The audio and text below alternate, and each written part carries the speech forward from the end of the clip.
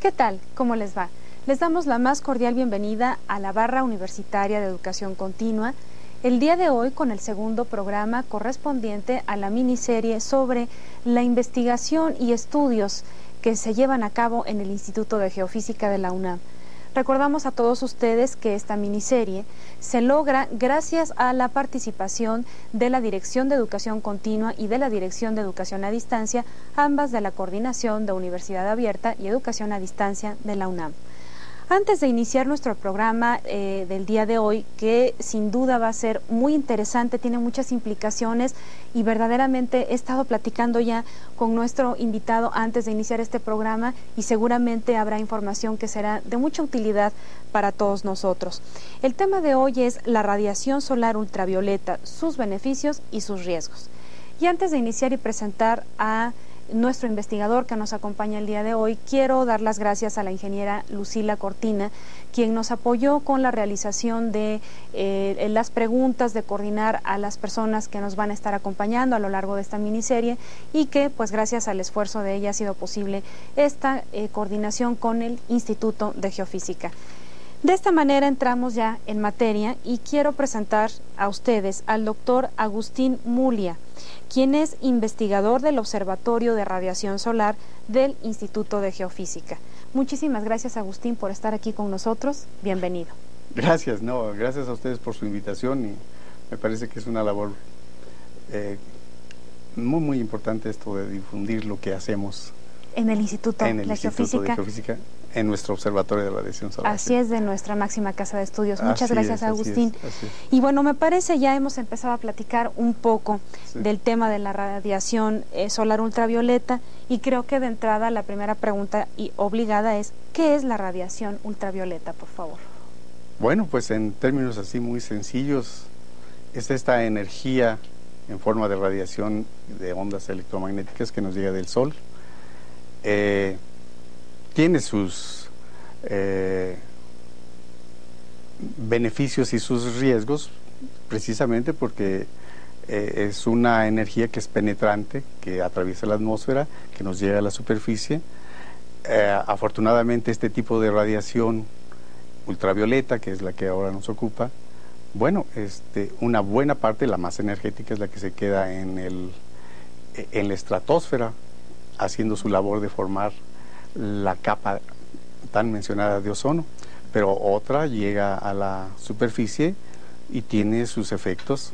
Esta energía que llega a la Tierra en forma de ondas electromagnéticas de longitudes de onda de 100 nanómetros a 400 nanómetros, entendiendo que un nanómetro es una millonésima parte de un metro, es a su vez subdividida en ventanas que ahora les explicaré, tipos de radiación ultravioleta, desde la más energética hasta la más o menos energética. Estos tres tipos de radiación podemos ver a qué nos referimos cuando decimos que la radiación ultravioleta se divide en tres tipos, la A, la B y la C. Los porcentajes que están ahí marcados se refieren a la constante solar, que es de 1367 watts por metro cuadrado, que es el 100%, y que corresponde a la energía solar extraatmosférica, la que llega al tope de la atmósfera antes de penetrar a la atmósfera y llegar hasta la superficie de la Tierra. La clasificación se hace respecto de la energía con la que llegan a la Tierra. La C, que es la más energética por su alta frecuencia, es la que tiene efectos físicos, ioniza átomos, moléculas de ozono, dejando libres los átomos y luego formando lo que se llama la molécula triple de ozono, que es el O3 famoso. Esa es su primera función. ¿El O3 a qué se refiere? Al ozono. Al ozono es el símbolo químico que los químicos usan para decir que se trata del gas ozono, formado en la estratosfera precisamente por la acción, el efecto físico de la UVC. Afortunadamente esta parte del ultravioleta, este tipo de ultravioleta, se queda ahí haciendo esta función y prácticamente no llega nada a la superficie. De llegar a la superficie podría incluso tener catastróficos efectos biológicos. Seguimos hablando del tipo C, ¿verdad? Del tipo C. Porque a mí me gustaría proponerte, ¿qué te parece? Y creo que podría ser también más rico para nuestro auditorio, que pudiéramos ir revisando cuáles son justamente los efectos físicos o biológicos de cada uno de estos tres tipos. Entonces, si nos seguimos con el C, perdón que te haya interrumpido. Sí, el C es básicamente esto, que como efecto tiene en la atmósfera, formar la capa estratosférica de ozono. Esto es muy importante porque si hay oportunidad podemos hablar de qué se trata cuando hablamos de la capa de ozono y por qué es importante conservarla. Sabemos que hay problemas con la capa de ozono, su agotamiento. Por eso, porque prácticamente la capa estratosférica de ozono es la que detiene y permite que no llegue nada a la superficie. En el caso contrario, decía, es tan energética esta energía que los daños, sobre todo en los seres vivos, serían realmente mortales. ¿Podremos hablar de alguna experiencia que ilustre esto o no, dada la gravedad, la implicación que tiene este tipo de radiación? Sí, la implicación que tiene este tipo de efectos es lo que en boca de todo el mundo ahora es el agotamiento de la capa de ozono. El agotamiento de la capa de ozono se debe fundamentalmente a la actividad desmedida, actividad humana, en el sentido de que se está inyectando cantidades extremadamente altas, o se inyectaron de los clorofluorometanos y clorofluorocarbones, pues. ¿Qué eso en cristiano? ¿Cómo lo entendemos, Agustín? Son unos compuestos de cloro, que sirven para como propelentes en estos productos que dicen de aerosol. Los aerosoles. Los aerosoles. Ese es el gas que se usa para precisamente rociar estas sustancias que uno quiere, para el pelo, para qué sé yo, tantas cosas que se usan, estos propelentes. También para los sistemas de refrigeración se usó mucho. Ahora se está, ¿cómo se dice?, restringiendo el uso y no sé si tarde, pero cuando menos ya se entendió que estos elementos, por mecanismos muy complicados de circulación atmosférica, llegaron a las zonas polares, a la Antártica, y empezaron a reaccionar con el ozono, haciendo efectos desbalanceando la producción-destrucción natural. Está destruyéndose a velocidades más altas de las que se está creando. Este es el asunto con la capa de ozono.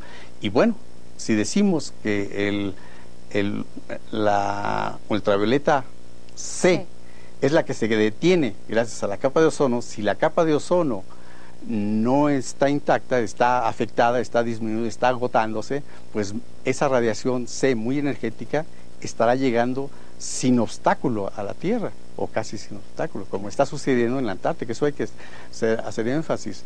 Este problema está presente Es una realidad. Es una realidad en los polos, en la Antártica sobre todo, en donde primero se encontró este problema. ¿Y cuáles serían los impactos, digamos, visibles o más evidentes en los polos?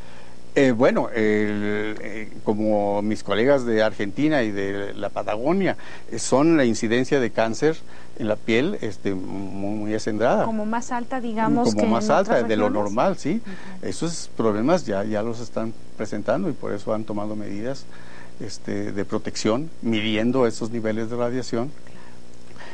Y bueno, el asunto es que el agotamiento de la capa de ozono tiene ese efecto. Ese efecto. Ese efecto. Y en términos muy prácticos, Agustín, no sé si me estoy adelantando, no, tú me sí, dirás. Sí, un poquito, pero está bien, porque esto está ligado y es imposible desligarse una cosa de otra. Sí, el hecho de usar menos aerosoles o hacernos conscientes de que este tipo de cosas sin duda afectan propiamente la capa de ozono es algo que podemos como poner nuestro granito de arena también para ayudar en esta situación. Claro, la actividad en la producción de estos gases propelentes ya se ha venido disminuyendo gracias a los protocolos que se han firmado en Montreal y su ampliación en Kioto.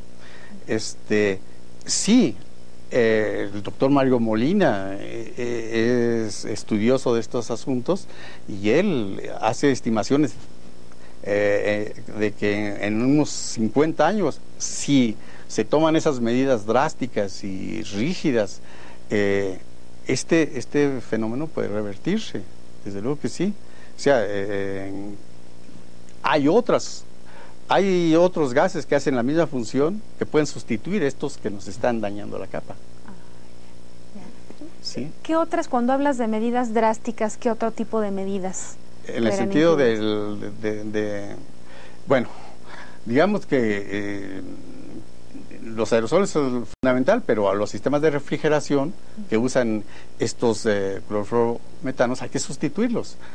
Se sabe muy bien cuáles son los sustitutos. Ya en muchos de estos productos tiene la etiquetita, o se les exige, es una de las medidas del protocolo de Montreal, de que en los productos, en los envases, venga la leyenda. De que este producto no daña la capa de ozono. Así se ve en los botecitos estos de aerosol, pero también ya en algunos productos de algunos refrigeradores que se venden, ya también vienen. Los climas, los aires acondicionados de los automóviles también ya traen algunos. Creo que no todos traen esta leyenda, ¿no? Entonces, esto es disminuir esa producción, disminuir o eliminar totalmente, esa es la medida drástica, eliminar totalmente la producción de estos compuestos de cloro, pues claro que tendrá sus efectos en beneficio de la recuperación de la capa de ozono. ¿Sí? Claro, y es bueno saberlo para hacernos conscientes de esto, ¿no? De acuerdo, sí, eso es fundamental. ¿Algo más, Agustín, sobre este tipo C? Bueno, estábamos hablando de la C, creo que esto es lo más importante que hay que mencionar, pero bueno, me adelanto a la A y al final dejaremos la B, que es la que más nos ocupará, creo yo, en esta plática.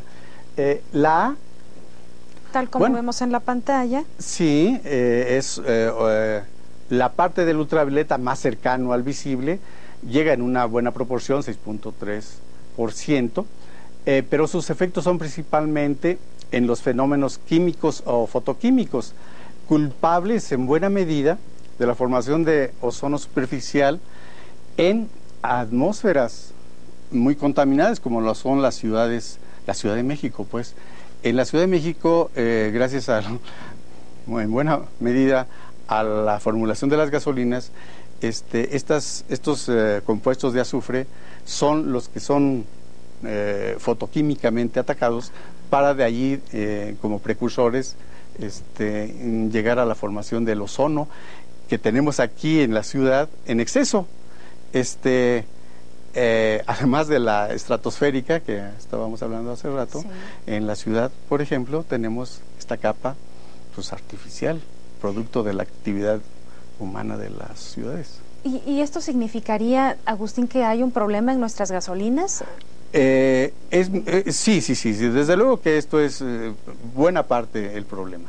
El problema es que ya se ha disminuido alguna cantidad de plomo, afortunadamente, y el plomo no es tanto, pero hay otra formulación. Yo no conozco exactamente la formulación que tienen, pero todo indica, los especialistas químicos atmosféricos, como la persona que hace rato mencionaba, saben muy bien de que en las atmósferas urbanas hay precursores químicos que desatan estos procesos fotoquímicos para la formación de ozono, y buena parte de la culpa tiene la formulación de las gasolinas. ¿Sí? La formulación de las gasolinas. Sí. ¿Algo más sobre el tipo? Bueno, esa es la ultravioleta A. Tiene estos efectos físicos, pero hay métodos para desinfectar alimentos, frutas sobre todo, y verduras, usando, asoleando, diría yo, estos alimentos por tiempos bien determinados como germicidas. O sea, está bien, la radiación ultravioleta, y toda, en los tres tipos, tiene sus riesgos, como vamos a ir puntualizando, pero también tiene sus beneficios. Si regresamos un poquito al beneficio de la C, la más energética, está formando la capa de ozono. Ese es el beneficio, ¿de acuerdo? El tipo A tiene ese problema de que está desatando procesos fotoquímicos para la formación del ozono superficial. Digamos, es la parte mala, pero tiene su parte buena. Claro. En dosis adecuadas es un buen germicida, por ejemplo. ¿Sí? Hasta purificador de agua. Hasta purificador si se tienen lámparas que sustituyen al sol en ciertos dispositivos, para usarlos precisamente como germicidas y purificadores de agua. O sea que tiene su parte buena. Sí. Y es bueno conocer como ambas caras y ambos aspectos. Desde luego que sí, ¿no? sí. Y podríamos pasar entonces. Y pasamos pues al que más nos está ocupando estos tiempos, que es la ultravioleta B. La ultravioleta B es la parte de la radiación, como dice ahí, que actualmente más nos ocupa. Esto es en gran medida, y muy preocupados que a veces nos ponemos, porque afecta no solamente a los seres vivos, animales, el ser humano mismo, sino también a las plantas. Y no está mencionado ahí, pero también a cierto tipo de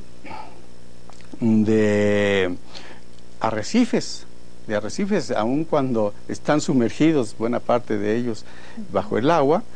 Ahí la radiación ultravioleta B es capaz de penetrar ciertos espesores de agua y afectar a las zonas coralíferas y arrecifes en general.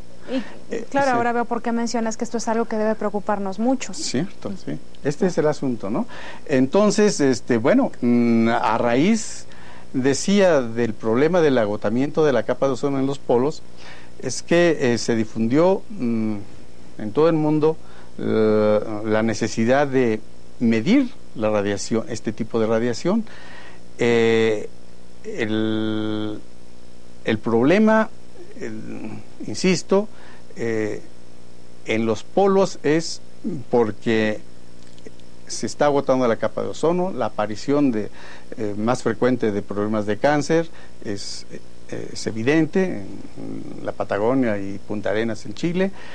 Pero, ¿qué está pasando a nuestras latitudes? Si no la medimos, va a ser difícil que veamos si ese problema se está extendiendo, el problema del agotamiento de la capa de ozono. Los estudios, las mediciones que se están haciendo, particularmente en nuestro observatorio de la capa de ozono, indican que acá en nuestras latitudes no hay ningún problema todavía. Y como el primer problema que se presenta cuando el agotamiento se presenta es el efecto sobre los seres vivos y fundamentalmente, principalmente los seres humanos, bueno, todo el mundo se preocuparía al exponerse, al ir a la playa y exponerse directamente a los rayos del sol.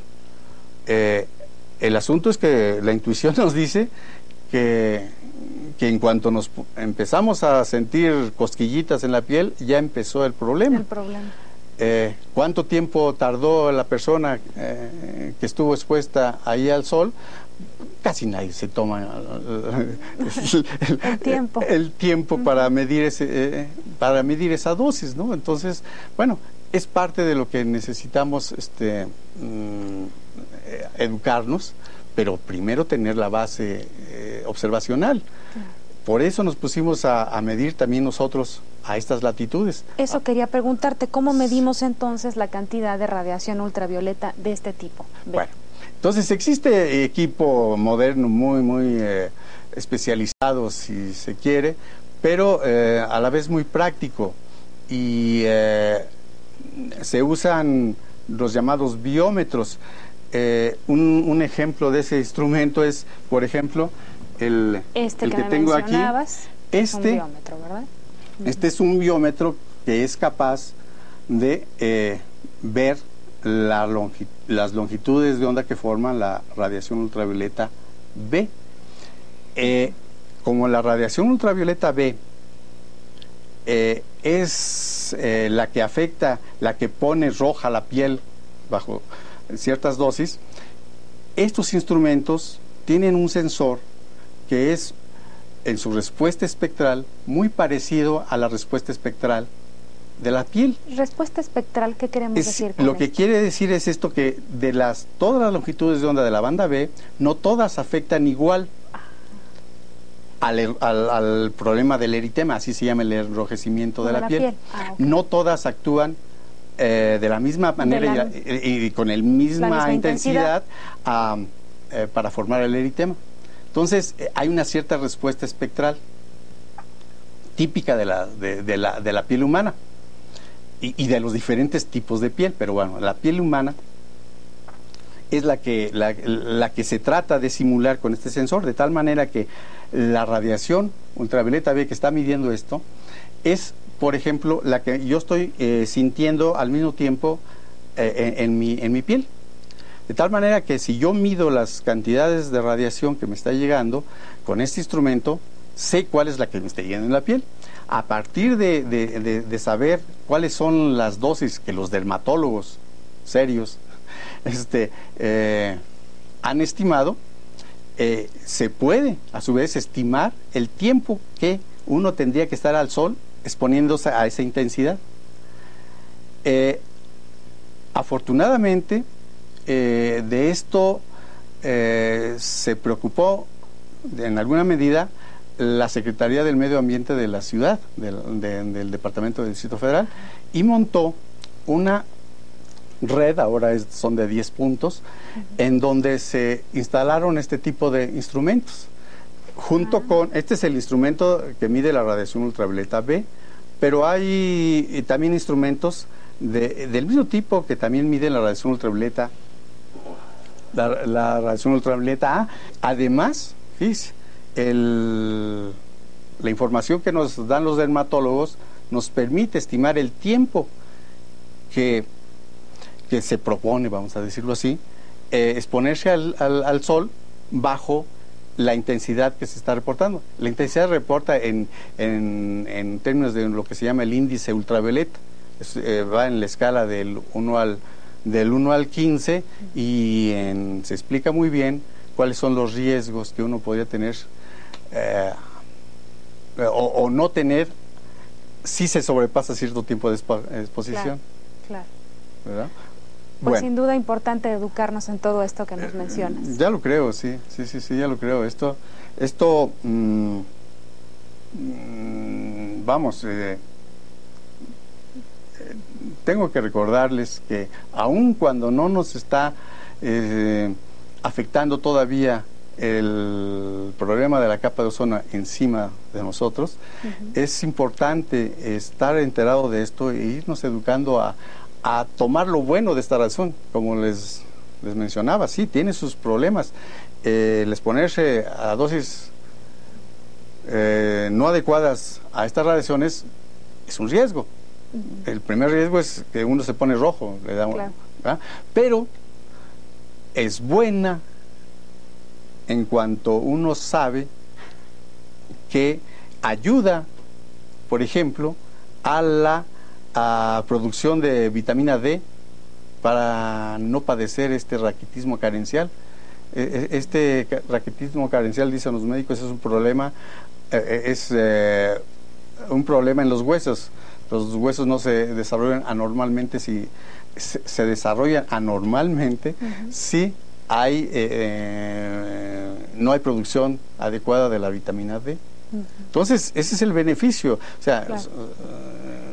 Podemos como es el tema que nos ocupa, ¿verdad? Hablar de beneficios y los riesgos. Y hay riesgos, pero hay beneficios, ¿de acuerdo? O sea, Y ya que estamos en el terreno de la medición, ¿se mide la radiación ultravioleta en México? Sí, sí. En México en general. ¿Quieres que la pase para acá? Okay. Como decía, tengo que regresar al asunto de que en la Ciudad de México se tiene esta red con este tipo de radiómetros, se sabe muy bien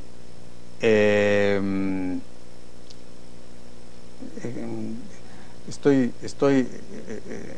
ligando el asunto de la ciudad con el asunto del país. A veces por cuestiones creo que históricas, las primeras cosas que se hacen casi en todos los órdenes están muy centralizadas y siempre nos dirigimos a la ciudad. A la ciudad, porque además es una concentración de población increíble. Así es. y que bueno, tiene su atracción, ¿no? Pero en otros lados del país también se mide, no como uno, no en una red suficientemente densa o suficientemente ubicada en puntos estratégicos como para hacer lo que se está haciendo en la ciudad. Vamos a ponernos como referencia acá. Hay puntos aislados. Hay instrumentos de estos en Hermosillo, instrumentos de estos en Cuernavaca, en Chetumal, y así de memoria creo que me costaría mucho trabajo recordar algún otro punto. Pero lo importante es que existe y que se está dando el propósito. Esto, ¿no? Nosotros le hemos planteado al Servicio Meteorológico Nacional, que tiene radiómetros de otro estilo, que agregara a sus estaciones meteorológicas estaciones como esta que existe en Chapingo. Este es otro punto, uno de los puntos de la red metropolitana de monitoreo atmosférico. Esta es la estación de Acatlán, estas son en el Estado de México, obviamente. Este es muy cercano a la ciudad universitaria, en la estación Pedregal. Estos son 3 ejemplos de estas estaciones administradas por la rama, a las que nosotros como observatorio les damos asesoría para el procesamiento de la información y el cálculo de estos índices y estas dosis que se publican en la página de la rama. Y que sin duda es un esfuerzo muy importante encaminado justamente a adquirir esta educación que necesitamos tener para contribuir de alguna manera a minorar este problema y a estar conscientes, ¿no? A estar conscientes. Yo cuando de esto les hablo a mis alumnos, les recuerdo que mucho de esta educación que pretendemos se adquiera, buena parte es rescatar algunas cosas que ya hemos venido haciendo por siglos. El sombrero, bueno, por siglos, pero algo más reciente, el uso del sombrero de charro no es gratuito. Claro. Esa es una medida excelente y además agradable a la vista para ciertos momentos, sí, que nos protege, claro, de estas dosis excesivas, sobre todo cuando la gente trabaja en el campo. los alumnos de repente lo toman por otro lado, entonces vamos a venir a caballo y de charros. Casi. Con sombrero y todo a tomar clase. Esa es una excelente medida, claro. ¿sí? Cuando uno va al campo, claro. usar sombrero protegernos. Sí, y entonces eso es parte del rescate que uno debería estar haciendo. Porque la gente a principios de siglo en las películas vemos casi todos con sombrero?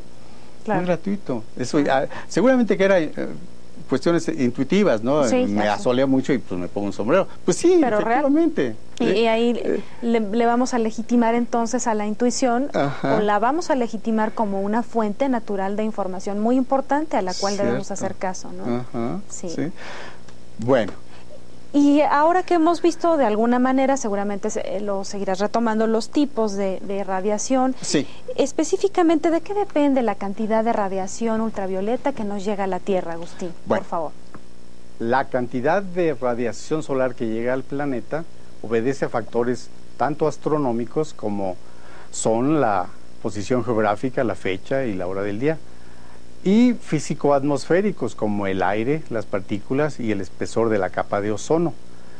Es por lo tanto que los rayos UV llegarían a la Tierra generalmente en direcciones oblicuas. Debe mencionarse, es un dato que la astronomía nos da, es que a lo largo del año solamente 2 veces llegan los rayos exactamente perpendiculares a un sitio, a cualquier sitio en la Tierra. Por eso es que se dice que los rayos ultravioleta en general llegan en forma oblicua, cualquiera que sea la época del año.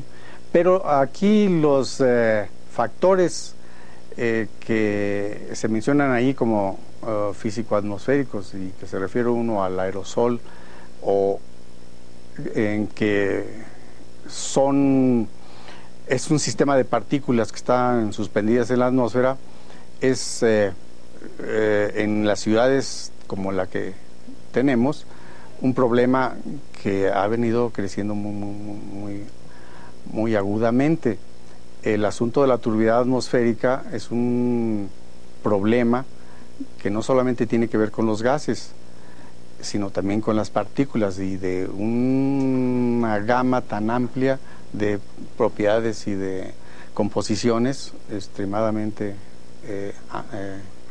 complicada el asunto, ¿no? Uno podría pensar que gracias a estas partículas, esta turbiedad atmosférica, uno estaría protegido de los rayos ultravioleta. Este es un factor que en las grandes ciudades es bien importante. Al rato me podría referir un poco más a este asunto de la turbiedad del aire. Sí, de hecho a mí me gustaría preguntarte de una vez, ya que hablamos de grandes ciudades, ¿cuáles son los niveles de radiación ultravioleta en nuestra Ciudad de México, por favor? Bueno, decía hace rato que gracias al tipo de instrumentos que están desplazados en una pequeña red metropolitana nos hemos dado cuenta que estos niveles reportados diariamente por la red metropolitana de monitoreo atmosférico en términos de lo que se llama el índice UV, en una escala de 0 a 15, bueno, oscilan a mediodía entre 10 y 12. Lo que nos dice esto es que son las horas de mediodía las más riesgosas en cuanto a la cantidad de radiación que uno puede recibir en la piel si uno no toma cuidado de los tiempos asociados a estos niveles de radiación. ¿Cuáles son esos tiempos máximos en que un individuo puede exponerse a esa radiación? Bueno, hay una tabla por ahí que si la vemos es dependen del tipo de piel. Se clasifican como lo estamos viendo en la tabla en bajo, medio, alto y extremo. Cuando hablamos de que los niveles son altos y los índices son de 8 a 10, eso significa, parece que hay una tabla adicional en donde uno puede entonces estimar de acuerdo, dependiendo el tipo de piel que uno tenga, como decía, hay esos tiempos. Hay esos tiempos específicos, cuando menos, como lo recomienda la Organización Meteorológica Mundial y la Organización de la Salud, Mundial de la Salud. He mencionado que hay tipos de piel. Bueno, la clasificación que proponen estas organizaciones, es esta de 6 tipos. Y como ven, está muy ligado a la coloración, de la piel, pues, empezando por el tipo 1, que es el albino, que es cualquier exposición al sol, tiene inmediatamente efectos, prácticamente. Y para cada uno de estos tipos de piel hay sus dosis normales o dosis que uno no debería superar para no tener problemas. Las dosis que mínimas, cada uno de estos tipos de piel, del 1 al 6, mínimas, eritemagénicas, es decir, con las dosis mencionadas ahí, empezarían a aparecer los problemas de enrojecimiento de la piel. Estas unidades MED son las que recomiendan estas organizaciones y están dadas en términos de la dosis que el tipo 2, el blanco, muy de las zonas norteñas, hemisféricamente hablando, recibiría como dosis mínima para que apareciera el eritema. Conforme la piel se va oscureciendo, es decir, a partir del 2 ya aparece el moreno, y el moreno claro, el moreno, el negro y el negro profundo, diría yo. Entonces las dosis van aumentando, claro, en un cierto porcentaje, es decir, entre más morenito es uno, las dosis que uno puede soportar antes de que aparezca el eritema, pues son mayores. Un poquito mayores. En términos de estas dosis y sabiendo el índice que reporta la rama, por ejemplo, uno puede estimar el tiempo que uno podría estar expuesto al sol antes de que apareciera el eritema. Un ejemplo, si uno está viendo que el índice ahora que reporta la rama es de 7, para el tipo de piel que yo tengo, que es moreno, ¿verdad? Entonces aguantaría exponerme al sol alrededor de 20 minutos. Hay una tabla que aparece en la página que ya he mencionado de la rama, en donde se proponen estos tiempos mínimos de exposición antes de que aparezca el eritema para los 6 tipos diferentes de piel. Claro. Y les mencionaba ese ejemplo. Quisiera retomar el tema de la contaminación. Eso es. ¿Qué pasa con la contaminación, la radiación ultravioleta en la zona metropolitana y Ciudad de México, por favor? Sí, es un problema que bueno, nos tiene realmente preocupados. Le voy a decir por qué. Resulta que nuestro observatorio está en Ciudad Universitaria y estamos bajo la influencia directa de este tipo de esta contaminación. Bueno, cuando nosotros leemos nuestros niveles de radiación y los vemos, digamos, en valores que pensábamos que eran normales, empezamos a cuestionarnos el problema de qué entonces cómo afecta la contaminación. Bueno, para salir de dudas, tomamos uno de estos instrumentos y nos lo llevamos afuera de la ciudad para hacer mediciones simultáneas. Y nos dimos cuenta que este lugar fue Temisco, en el CIE, en una de las dependencias de la UNAM que están cerca de Guadalajara. Centro de Investigación. Entonces, es un sitio en donde no hay problemas de industria como la tenemos acá, que el ambiente, el aire es mucho más limpio, no como esto que estamos viendo en la ciudad.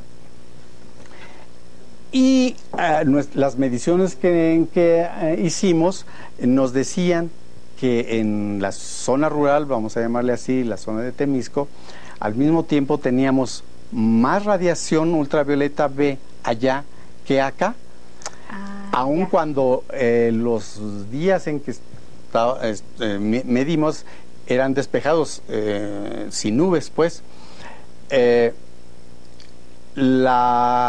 efecto de la contaminación allí era evidente. Es decir, aun cuando Temisco es un lugar limpio, pero más abajo del nivel al que está la ciudad, llegaban los niveles de radiación eran más altos, y acá hasta 30% más bajos.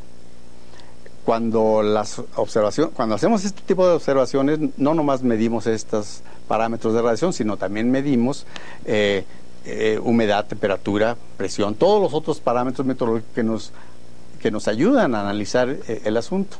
Los mismos datos de la rama que se reportan en IMECAS y esto que nos dice el grado de contaminación que hay, correlacionaba muy bien con esta disminución de los rayos ultravioleta que nos llegaban acá.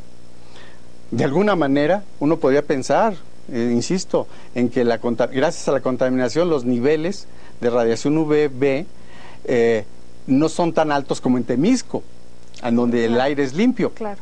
Pero ¿qué preferimos? ¿Contaminación o ultravioleta en sus niveles normales en dosis adecuadas, como insisto? Ese es la gran vamos, pregunta. ni siquiera dilema. Yo prefiero tener un aire limpio y tener información de los niveles de radiación UV y enterarme de que entonces, según mi tipo de piel, me puedo exponer al sol tanto tiempo. Claro. Y si no, uso mi sombrero. Desde luego. Y ya que hablamos de eso, ¿cuáles serían las implicaciones en la salud propiamente de los habitantes? Bueno, si se refiere al ultravioleta en sí, yo le diría que la salud estaría en riesgo si nos exponemos más allá del tiempo que me permite mi color de piel, digamos. De acuerdo. Me expongo al sol en vez de 20 minutos y me expongo una hora, seguro que voy a tener problemas de la aparición de las pecas de lunares y otro montón de enfermedades que aparecen según los dermatólogos. ¿De acuerdo? Pero si a eso le agregamos en la ciudad el problema de la respiración de este aire contaminado, que es producto, de alguna manera, por la incidencia de la radiación UV y producción de ozono superficial, bueno, los problemas de salud están allí. Yo no tengo reportes actuales de los problemas en los ojos, de la irritación de los ojos y de la garganta y qué sé yo, qué tantas cosas. O sea, yo desde ese punto de vista veo más controlable adquirir buenas dosis dosis adecuadas de ¿cómo se dice? De radiación a grandes dosis de ozono contaminante que respiramos. Y ya que hablamos de la contaminación, a mí me gustaría tú como experto que nos platicaras de una manera sencilla qué es la capa de ozono y de una vez cuál es la relación que existe propiamente entre la radiación ultravioleta que nos llega y la capa de ozono. Sí. Es una relación íntima, diría. Desde el principio traté de mencionar este asunto, pero es bueno insistir en esto. La relación directa es que, gracias a la capa de ozono, entendida como todo aquel ozono que existe en la atmósfera desde la superficie hasta unos 50, 60 kilómetros, con una mayor concentración a unos 23 kilómetros a nuestras latitudes, pero en los polos puede ser mucho más alta, es la presencia de esta capa la que nos protege fundamentalmente de la radiación ultravioleta C, pero los otros dos tipos de radiación ultravioleta, la B y la A, también se ven atenuados, también nos vemos protegidos, porque los niveles, si bien por encima de estos niveles de la estratosfera son de 6.3% para la A y 1.3% para la B, bueno, aquí y llegarían disminuido hasta el 80%. Este es más o menos el perfil que uno podría observar en términos promedio de la capa atmosférica cercana a los polos. Si se ve, no tengo manera de señalar, pero la primera curva a la izquierda, el máximo está alrededor de unos 40 kilómetros. Ese perfil de la capa de ozono se obtuvo pues en regiones muy polares. La forma de ese perfil es muy muy similar a la que tenemos en cualquier otras latitudes, en las latitudes tropicales, por ejemplo. Allí se ve muy bien que la capa de ozono, la llamada capa de ozono, pues cubre toda la atmósfera desde la superficie hasta capas muy muy por encima incluso de la mesósfera, que se llama, alrededor de unos, que será 70 kilómetros. Pero cuando nosotros nos referimos a la capa de ozono y de la que se habla que se ha disminuido, es porque esta capa gigantesca de 60-70 kilómetros se reduce a condiciones normales de presión y temperatura y nos dice que se reduce a unos cuantos milímetros. El comportamiento de la capa de ozono en la Ciudad de México, en la que nosotros medimos, y en promedio la tenemos en una gráfica que se puede ver por ahí, estamos en febrero, debe estar en alrededor de unos 2,5 milímetros. O sea, esa capa gigante, reducida como si la comprimiéramos, se reduce a esta cantidad de centímetros. Tiene su comportamiento estacional. Cuando se alcanzan espesores hasta de 3,5 milímetros, pues es por allá por julio. Esta es lo que a lo que nosotros le llamamos capa de ozono. Me preguntaba sobre la relación. Bueno, ya he mencionado en algunos momentos anteriores que nos protege de las radiaciones. A menor espesor de la capa de ozono, mayor sería la incidencia de radiación. Claro. De los tres tipos. Claro. Desde luego, la que ya, como quien dice, se quedó allá, fue la C, pero las otras también se ven disminuidas, ¿sí? Como he mencionado también, en la Patagonia y Punta Arenas en Chile ya tienen problemas de aparición de cáncer y otros asuntos en la piel, es porque ahí ya la capa de ozono no está en cantidades, no tiene un espesor normal, ya se vio afectada por el problema aquel de la destrucción por la actividad humana.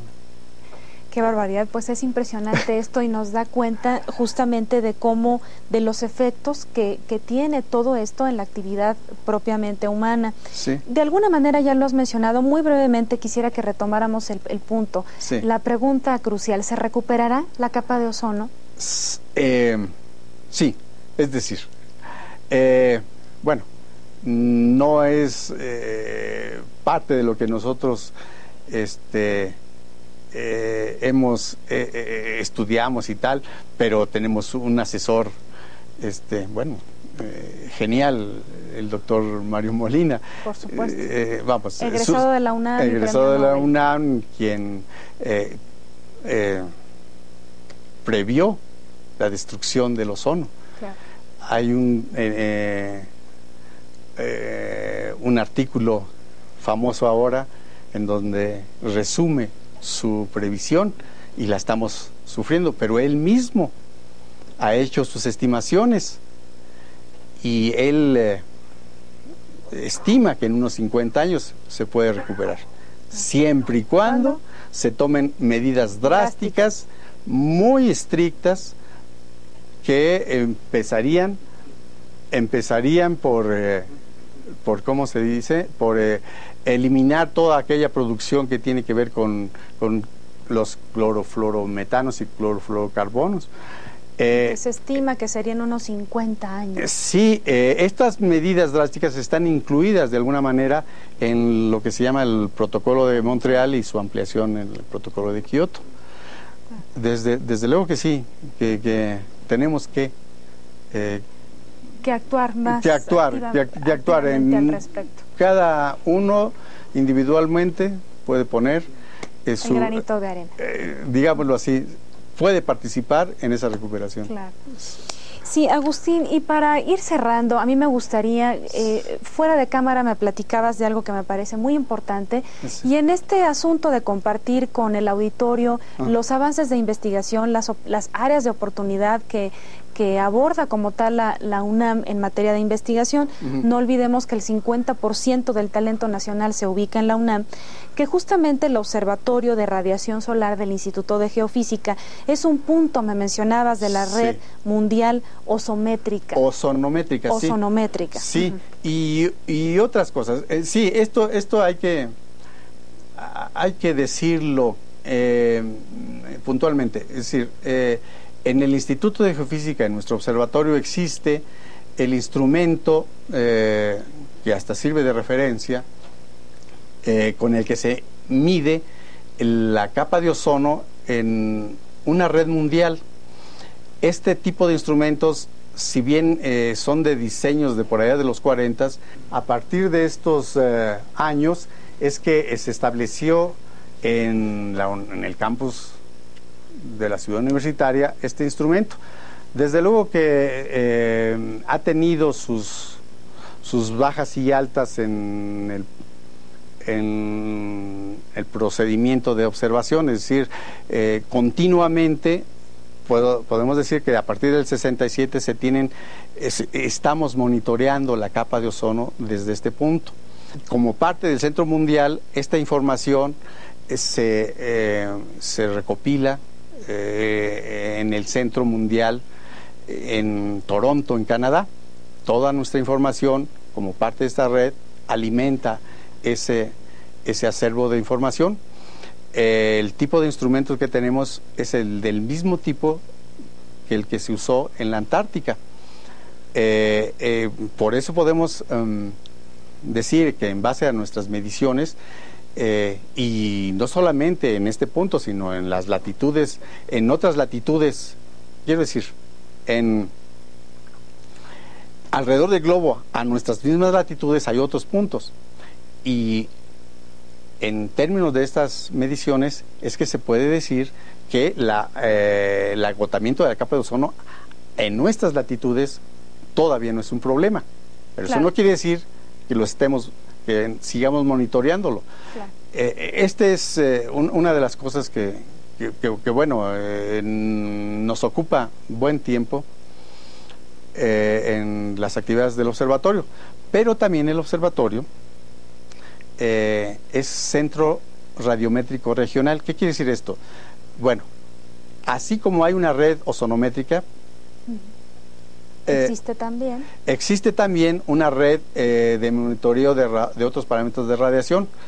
En nuestro observatorio también es parte de una red mundial radiométrica que mide, no solamente que reporta datos a un centro mundial también para este propósito, de radiación solar en otras bandas que nos sirven, y es parte de las investigaciones que hacemos, para estimar el recurso solar, por ejemplo, para el aprovechamiento como una fuente alterna de energía. Y sin duda a mí me parece, con esto que tú mencionas, desafortunadamente el tiempo se nos ha terminado. Yo quiero agradecerte de todas tus aportaciones e invitar, ¿qué te parece?, a nuestro público y al auditorio que no dejen de consultar el sitio de la UNAM, www.unam.mx, en donde podrá encontrar la liga, desde luego, al Instituto de Geofísica, al catálogo en línea de la Red de Educación Continua, y con ello pues conocer, ya vamos a dejarlos con dudas, con curiosidad, sobre todo todo este tipo de temas y de investigación que usted puede encontrar ahí. Le agradecemos en todo lo que vale el que nos haya acompañado. Agustín, muchísimas gracias. Gracias a ustedes. Nos vemos en nuestro siguiente programa. Gracias por acompañarnos y recuerde, acérquese a la UNAM.